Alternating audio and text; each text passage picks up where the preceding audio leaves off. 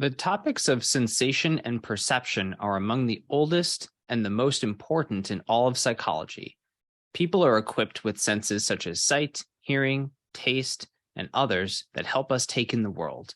Amazingly, our senses have the ability to convert real-world information into electrical information that can be processed by the brain.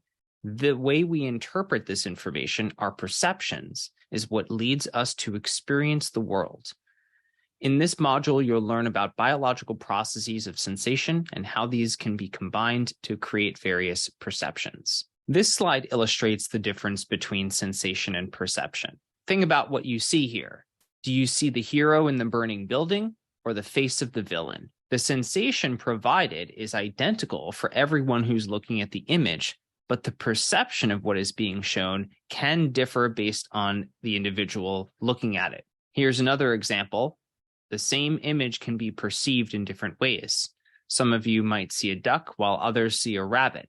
And here's one more example. The same image perceived in different ways. Some of you might see a young woman staring off into the distance, while others might see an older woman looking to the left. So sensation refers to the stimulation of a sense organ. Sense organs would include things like our eyes and ears. Perception involves the psychological interpretation of sensation-based signals. Transduction refers to the converting of sense organ signals to electrochemical impulses that our brains can process. So everything starts off as a sensation and then becomes a perception. Here are some more terms that are important to know that are relevant to signal detection theory. The way we measure absolute thresholds is by using signal detection. This involves presenting stimuli of varying intensities to a research participant in order to determine the level at which they can reliably detect something in a given sense, like smell or sight. So the absolute threshold is the minimum amount of stimulus needed in order to detect that it's there.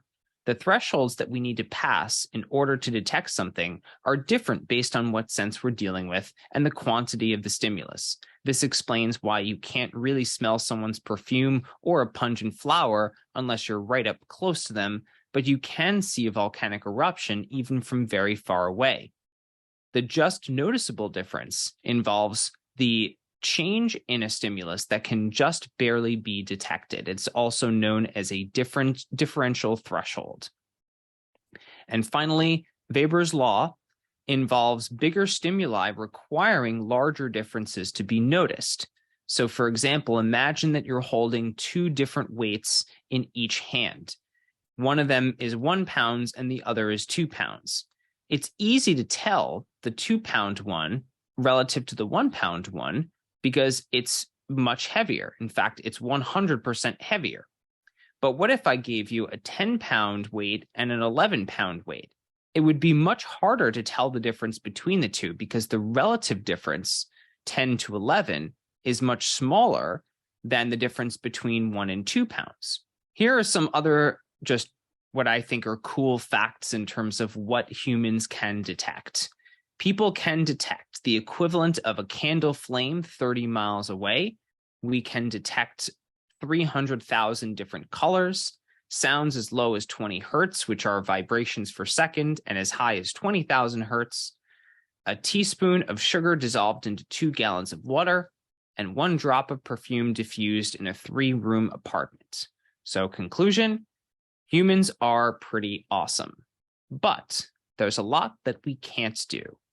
In terms of what we can't do, among other things, we can't do a lot of the very high sensitivity hearing, smell, and sight that other animals have. So dogs, bats, whales, and rodents all have much, much better hearing, smell, and sight than we do. Bats, for example, will use echolocation in order to navigate around physically. Birds can see ultraviolet light and sense the Earth's magnetic field, and of course, humans cannot. Humans only see a small fraction of possible wavelengths, and this is the visible spectrum highlighted through all the colors that we can see, and it's only a small fraction of what exists in the world. There are other limitations in terms of what people can't do in terms of how we navigate. We humans mostly navigate using landmarks. Cats navigate in the darkness using their whiskers to sense what they can fit into and what they can't fit into. Ants do something called integrative navigation, where if they walk around for a while, their brains will calculate the shortest distance back to where they started from, even without landmarks. This 2x2 matrix above presents the 4 outcomes that can occur when we're studying whether or not someone can detect a signal in a sensory modality. So the signal is either presented or not presented to a participant, and they either detect it or they don't detect it. And sometimes if they detect it, it is actually there, but sometimes if they say they detect it, it's not really there. So if a signal is presented and participants give a response, we would call that a hit. This is correctly identifying a stimulus that is actually there. If a signal is presented, but the participant does not give a response, we would call that a miss. This is in the upper right quadrant. So this is an error in perception. We fail to see a stimulus that is in fact in the environment. A signal that is not presented, but a participant gives a response anyway, is called a false alarm. This is on the lower left quadrant. So this is another type of error where we falsely perceive something in the environment that isn't actually there. And then on the bottom right, finally, we have the 4th option, which is that a signal is not presented and the participant does not give a response. This is called a correct rejection. So signal detection theory is about what we perceive and if it's correct. Pareidolia refers to perceiving shapes from random objects. And some of you may have experienced this yourselves, especially if you're looking up at the sky and it's a little bit cloudy and you start to think, oh, that cloud kind of looks like a duck, or that one looks like my aunt, or something like that. The fact that humans have this tendency to perceive shapes from random objects is probably, in some sense, motivated by evolutionary forces. So this would be an example of a false alarm. We're perceiving a stimulus that isn't actually there. Another way in which this happens is with the autokinetic effect. And you can also try this at home. If you are in a totally darkened space, like a closet where no light can come in, and bring in a small flashlight. It's got to be really small, otherwise this won't work.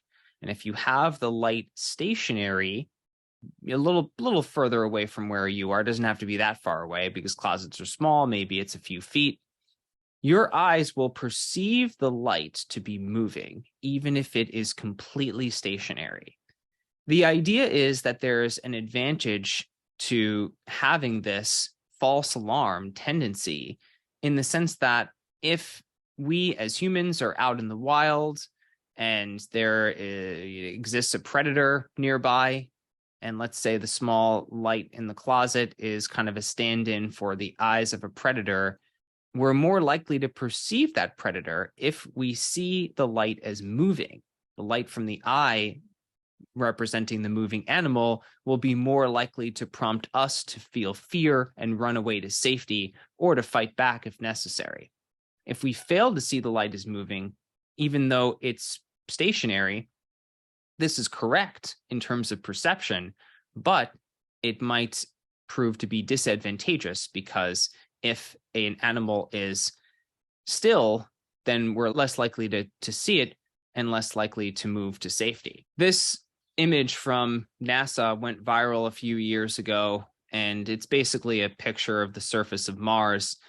And some people believe that they saw a space monster on the side of one of these rocks. Of course, there is no space monster. This is another example of pareidolia, the idea being that we would be motivated, or in a sense, evolutionarily conditioned to perceive things that aren't there because we want to avoid things that are dangerous.